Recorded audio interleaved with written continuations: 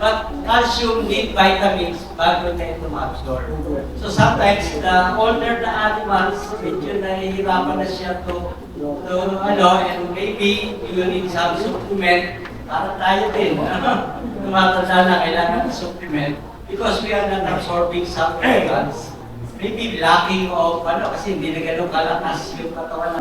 Okay, ngayong hapon guys, diri may karon sa meeting sa Dasipa, no? Sa Davao City kining Pilipinas Dasipa Association. So, balik ko nga video kay 1 hour ni ang ato paminaw ang speech ni Doc Rene Santiago. Heavenly Father, God Almighty, thank you for this. Thank you for the protection you have given us, especially our visitors, our colleagues, our guests, being us safely in our very significant this afternoon. No? So, wala naman tagi-ulan siguro, magsugod ka sa tuwang program, ang hakuna.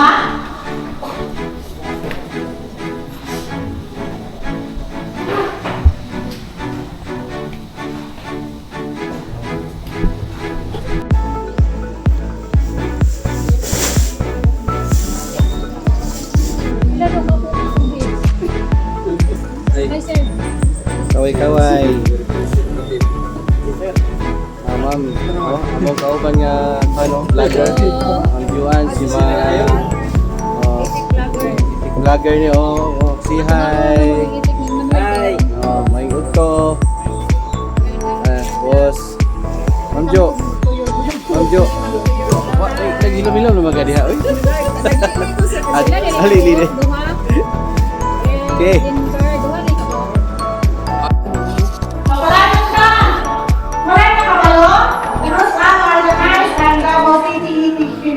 Farmers Association.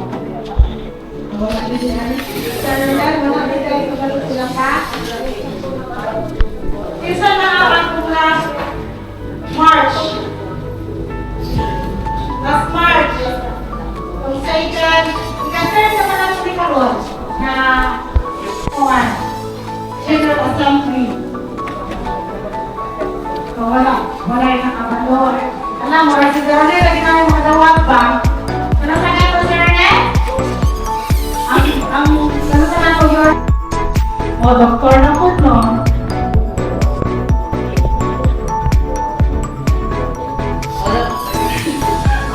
Ang hapon sa tanan. Thank you kayo, no? So kami, in behalf of UNACO.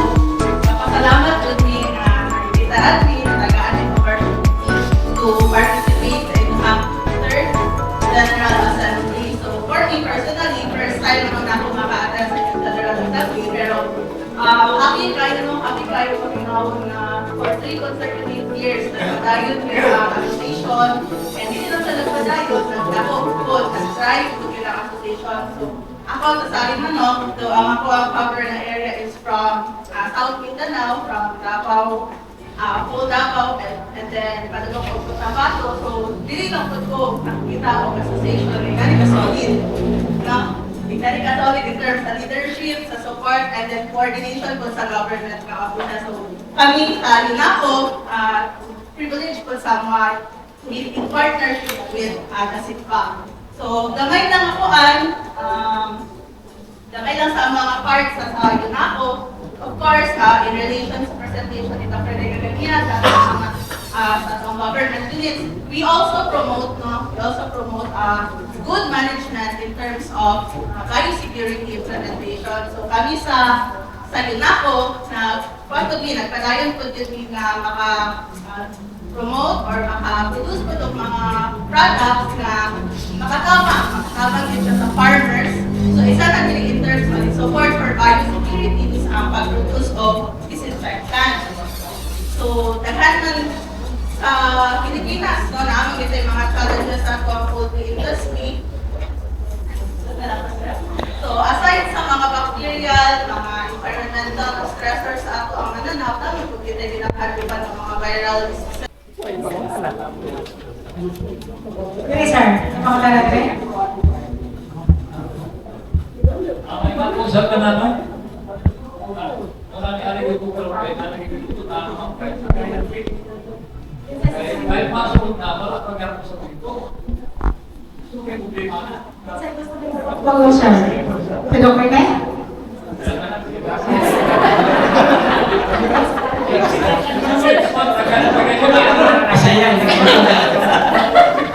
Meron po daw siyang gas.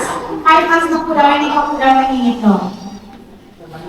Actually, ang titik natin, piniklaim ng project is 4.5 months. So, 18 weeks, may ang tawag doon, may initial egg production na siya. In 5 months, dapat nag-lay na siya ng mga 5%. No? So, depends kung itik binas yung ginamit mo, may 4 na condition di ba? Tama ba yung management natin during growing? Ano yung body weight niya ngayon? If it is less than 1 kilo, definitely 80%. So kung medyo maganda yung production niya, kasi kung kita natin kay Sir Toto, mga 3 months lang, even and a half, para mga 2 weeks from now, papakita na siya ng egg. So yung 5 months, still manageable pa yun. Try to improve yung feeding niya kan assumption niya per day. Ilang heads, ilang... So kung pwede na po siya, pwede na mga 130 sana. Increase na lang kaunti. And in a period siguro, mga 2 weeks o 1 to 2 weeks, mag-delay na siya. Baka medyo na-control na kaunti yung feeding. So yun po yung pwede yung gawin. Kulangan daw ng mga pagkain. Kaya ang mga itlog, 140 to 150 grams maximum. So kung 120 lang, nanay ko lang. So isa pa, Additional na tayo ma'am sa iyahang concern. 5 months today, sir, ang iyong itik. 5 months today. Sobra na. Pila yung ka weeks? 22 weeks na sila. 2 weeks, so 5 months and 2 weeks.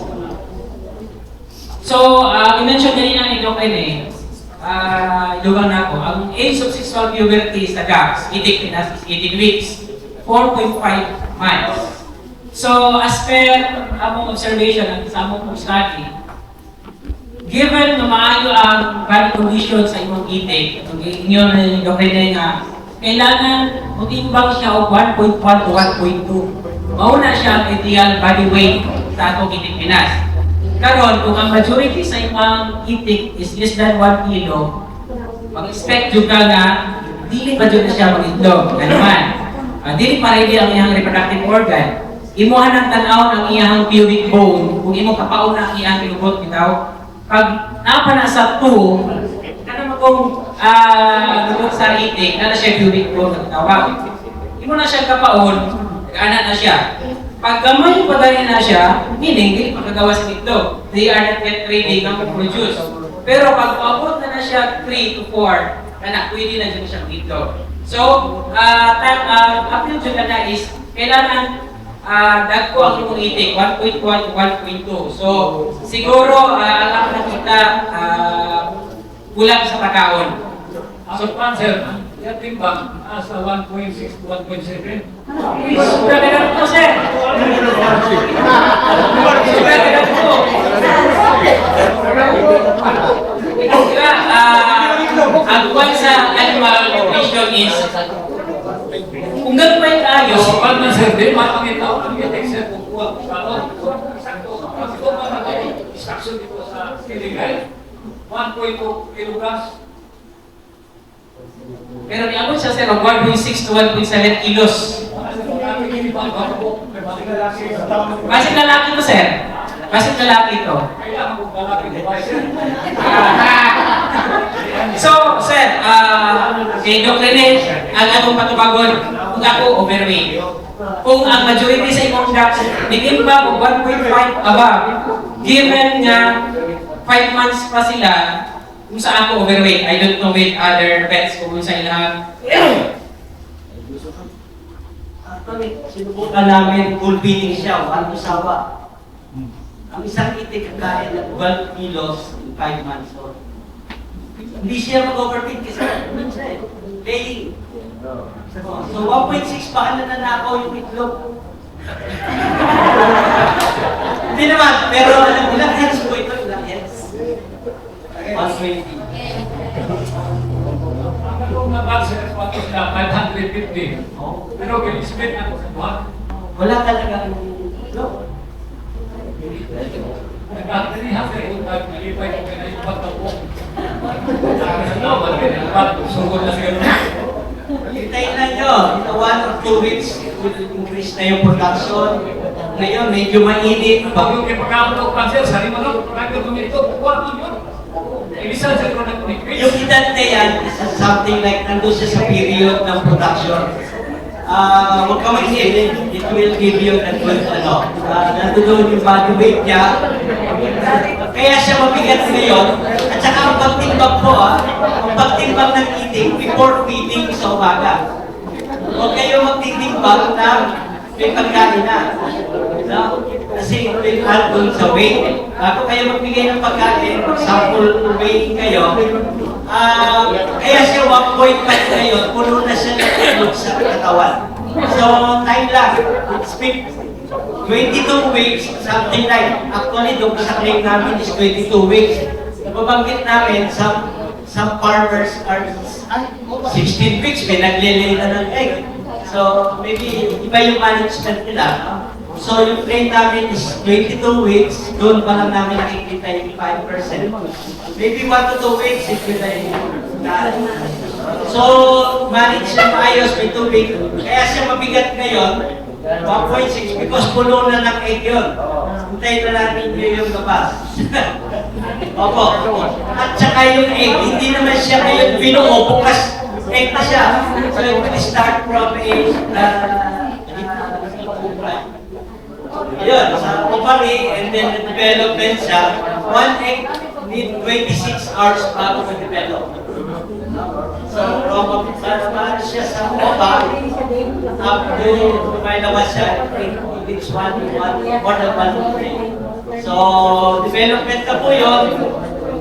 Kasi yung isang egg, may maliit, may malaki-laki, may then dire-diretso na po yun, na daily, magle-lay na po siya na egg. Nandun siya sa time ng 5 to 5.5 months. So yun na po yun. Kaya tingin ko meron na nag-lay doon. May isa-isa, dala-dalawa. May apat na po daw doon. Ayan. May apat na. Pagkabukas daw 5 na. Hindi, mga 20 na yun tomorrow. Additional lang officer sa aking for egg production, minimum yun siya pag-eat requirement niya or mga halat. Minimum 125 grams for food production. So kung bato siya mating mga 1.6 is 22 na pwede yun na around 16 weeks na nagtimba. If at that time, nakuha mo na ito 1.1, 2.2 by 15 weeks. Para makuha na ito kung by that time, underage mo ba siya kung wala siya nakapromote to start egg production at that time. And then, if naamatay movement, transfer sa, of course, bibigyan ko na ito ang ipahatag with a budget of 120. Pero itong 120 is pipila ng birds ang naka-access, wala siya nag-distribute. Ito ng mga gusto ng pouch na rin nakapahimulo sa 120. So, dili uniform flock. So, na may big birds na may small birds, which is dapat kagiting Pinas na paano na ito siya, mga uniform, dapat ang atong growing kagiting Pinas. Pwede ito siya i-review. And then, pag natin tayo mga transfer natin, mga movement, or once ito ang growing flock, mas nakuha na ito before 16 weeks. Kaya pwede tayo na siya itlog sa iyang sa sulod, hindi na siya matando, hindi na siya mag-disturbo. Tuloy-tuloy na hindi yung mag-produce of days. Kaya na siya mas-success. Okay, salamat po. Natubag ang pangutana, sir?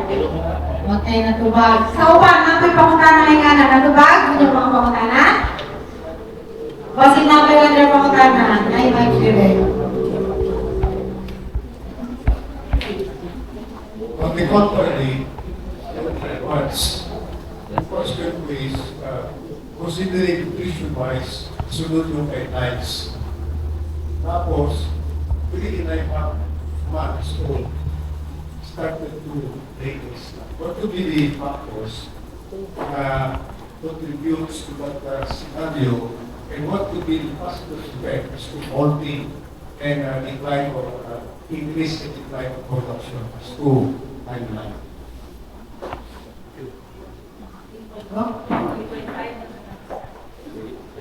So for 3.5, so recently, common din ako siya nakikita na early than expected na 4 months yung mga nag-iitlog. So, pwede siya, good yung management, nabigay natin yung good management sa flock, and then good yung, nakuha din natin yung nutritional requirement niya to promote laying production.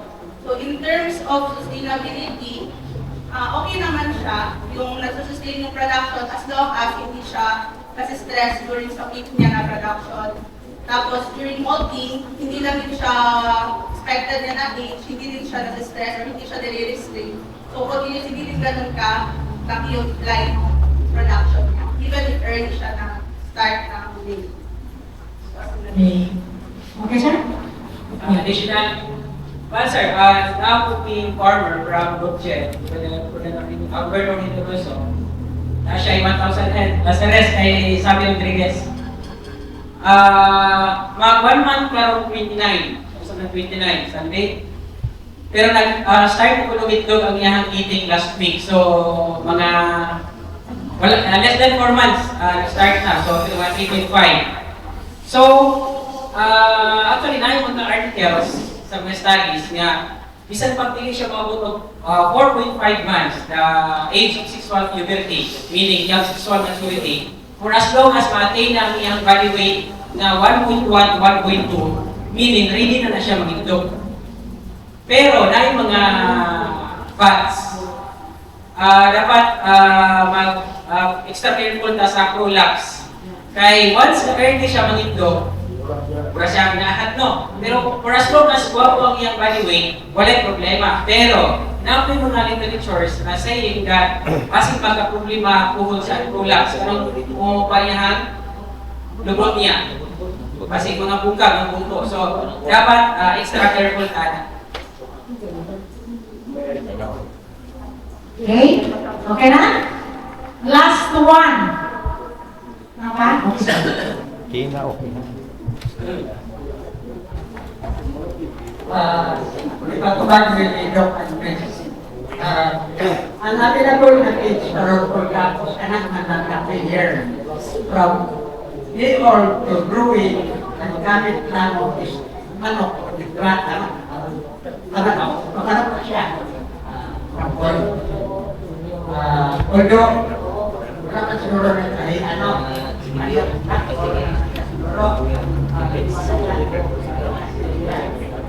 pero wala kang plano mga project. Village na tayo. Masakit ang sino. Masakit sa project. Barato siya.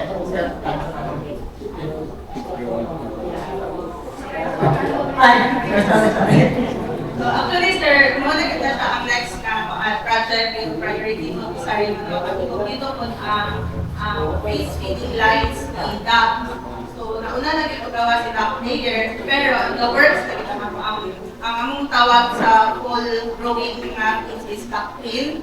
So ito na, result ko na siya early last year. So muna siya kita-develop na ako para po market sa DAP. Hindi na po kayo, hindi na po kayo makita nga for DAP alone, hindi mo mag-transition from chicken to DAP. Hindi na po siya, ang management po baga sa inyo is easier na. So kami sa Saging Manok, muna siya ang priority for this year, ang magawas na po sa market ang DAP bill. So, poon, pag nananag siya, gawas na po na siya, magpatipok lang po gyapon ni mag-invite na gyapon ni for lunch. So, kada siya mag-face feeding line from brooding up until laying, nakita siya, nakita po si Lakuyer. Okay, ito na po, sir. Okay na, okay na po. Thank you. Last question. Normal ba sa itik, Dok, na doon na siya magawa na soup share, correct, di after the other, isa, gawas na. Nagidar pa rin itik, hindi pa niya matarahan na 1 year old. Pero, usahay, na iduha mo gawas, na wala na pa ka. So, ba na isa ng pagduha. Pupok siya of share. So, para ko nakita sa ako ang kalakaroon na 1 year old, around 130 heads. Normal ba siya? Kaya sanay na po ako na ako'y tulong sticulation. Isa is kasi kulang sa calcium mag-pigs. Kaduha pa si ay mga green pigs na makaon sa mga titig ay predators. Kurang tapos CB, pre-reds. Ay makaon ng mga green pigs na makaposo premature oviposition. Yan ang isa-is papat sa topography kayo. Ikan sa ilang building makaon. Mampu sa pero di pakai bakteria dan kawan filter manhattan rajin bisa dipakai dalam building para kampung sa bumi. So, ano kaya? Normal kaya? Experience na ako ma-share sa of course itong mga kawan ng mga doctor for me, ang mga soft shell, mas expect na ako siya sa younger dog. Namin siya mag-produce siya ng soft shell, usually na maturing sa dog or sa bird. Pero if na yung mga instances na mag-produce siya water, itong fermentation kasi pwede siya, mag-disturb yung absorption sa calcium. Not necessarily na kulang ang calcium sa feeds, pero ang absorption niya, siguro may na-time na nag-form siya ng shell. Dito siya na-disturb, pumutong na manipis, makati siya ma-production. Kasi naano ko yung Dili ko bet na pero based on experience lang niya ko sir. Daghang factors na dapat consider nganong na soft shell. First, katong age. Second, may sakit na imong itik. Ma-discuss niya siguro nila ng pwede kasi hopefully wala na punta wala may ibang sakit. For example, katong first, age. Based on experience sa ang station, pag maabot ang imong itik of 1 year, nagpas 1 year, kato, i-mention kanina ni Doc, na basic ang absorption sa calcium is hinay na. Ang utilization sa calcium is dili na kayo functional. So, unang produce siya o soft shell. Sa mga po, sa station, pag maabot ng 1 year old, due to age po, normally, na-adyo yung mga soft shell ka mugawas. Ginagmay na. Ang kinabuha supplement ang mga calcium na may tagasong na gravel and siguro magkakatak sila ng Doc sa manok. Natin na glucose and other mga additives na pwede para mabalik ang niya sa shell. And katong sakit, hopefully wala siya maigo pero isa po ang sakit sa factor nganong magka-soft shell. Okay na, sir? Tumak? Basta gusto pa na yung mag-bago si Dr. Dr. May po daw. Anong po daw dahilan? Bakit may soft shell na egg? Soft shell egg, ina-develop yung kanyang outer shell. So, yun, tama yung natin ko, either AIDS, tanay, calcium, no? Gano'n karami yung soft shell per day? Ilan? Isa lang ba? Marami. Daily meron. Daily. So, tingnan lang natin. Really, the first year of production is 1 year of production. Yun yung ideal. So, kung nag-exceed ka na doon, maganda pa yung production, kumikita ka pa, ginagamit pa natin.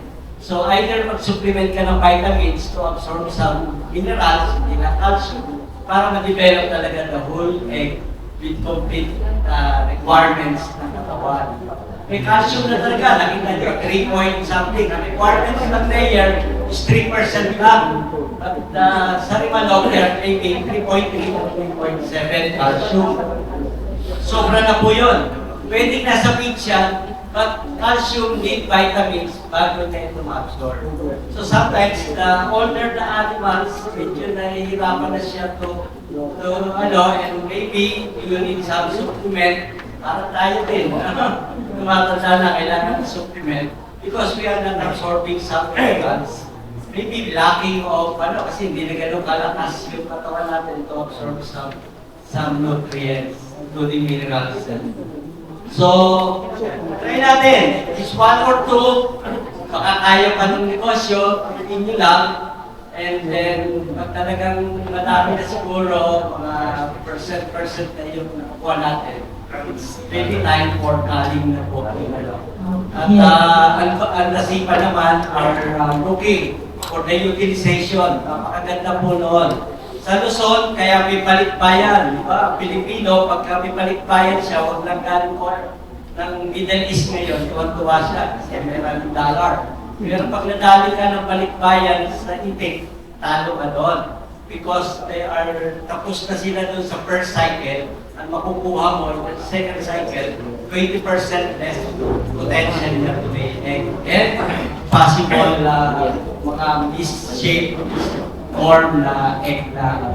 So, ang maganda po, katuloy yung utilization. Sa Luzon, they call it the fried duck, o tinulog.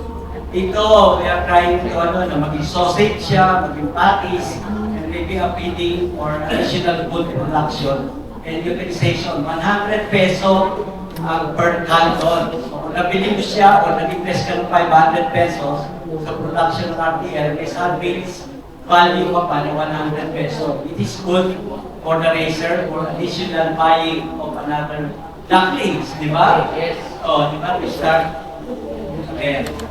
Another batch production.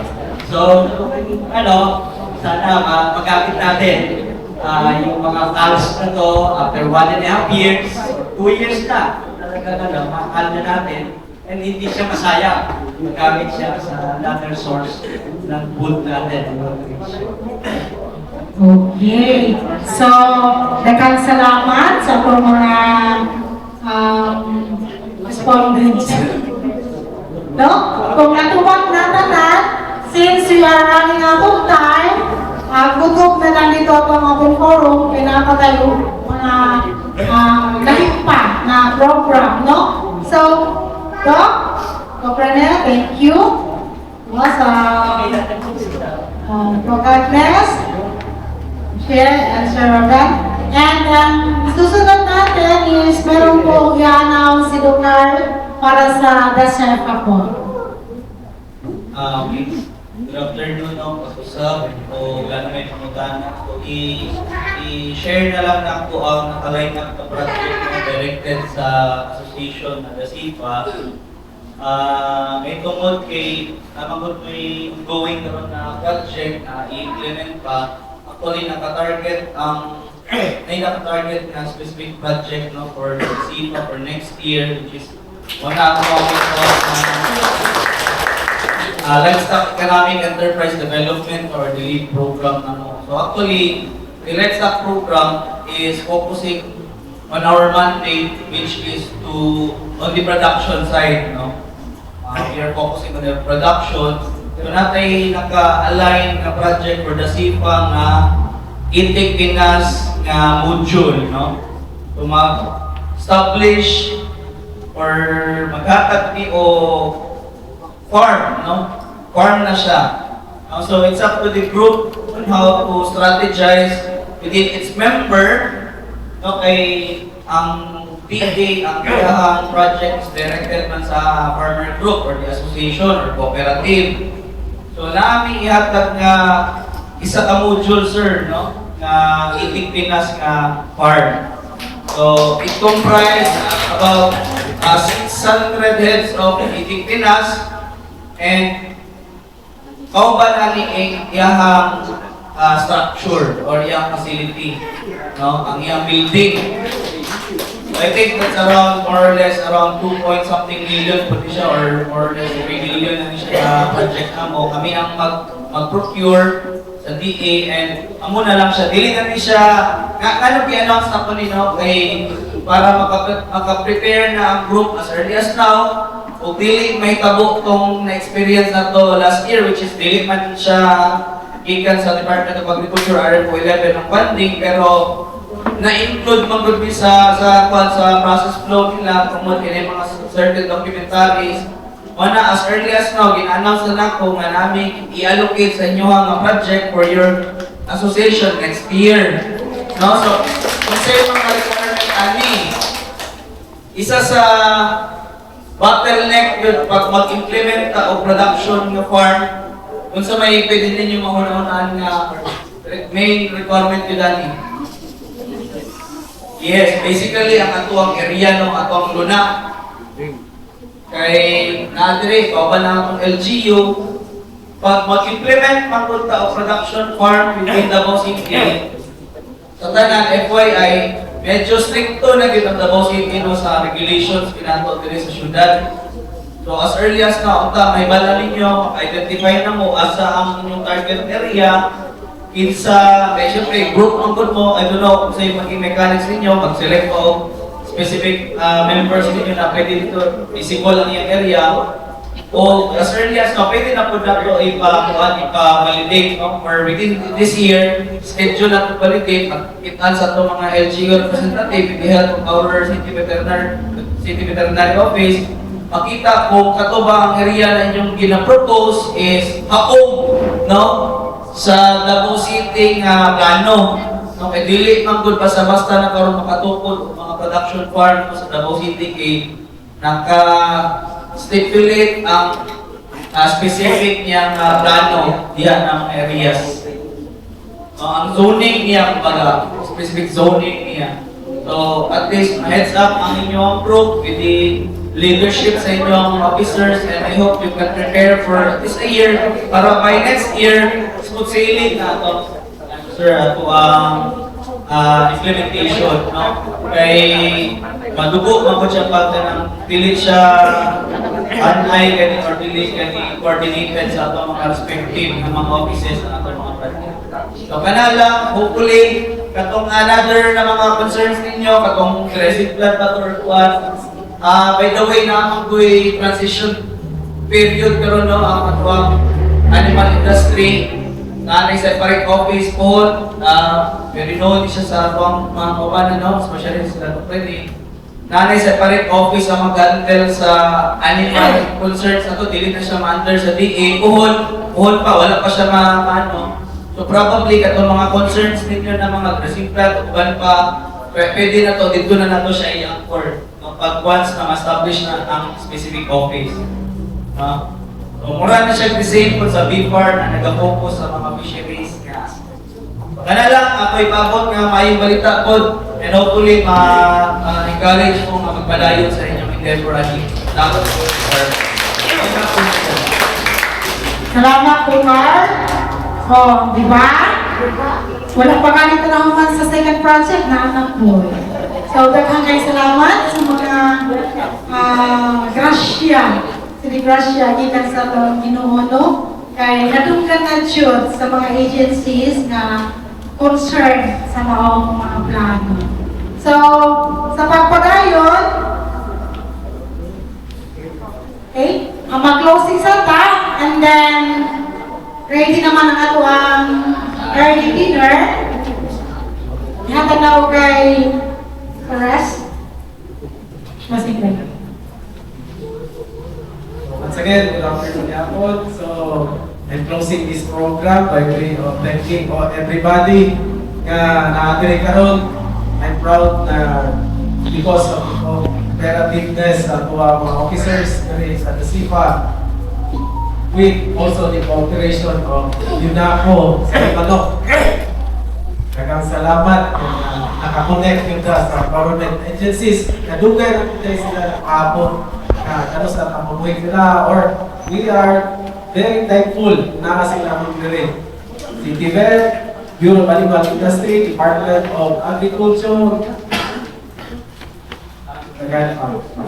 So, that's all for today. Then, siguro, before tama early dinner, then, napay awarding, then, paano? So, daghang salamat sa inyo, mga members. Okay? Okay.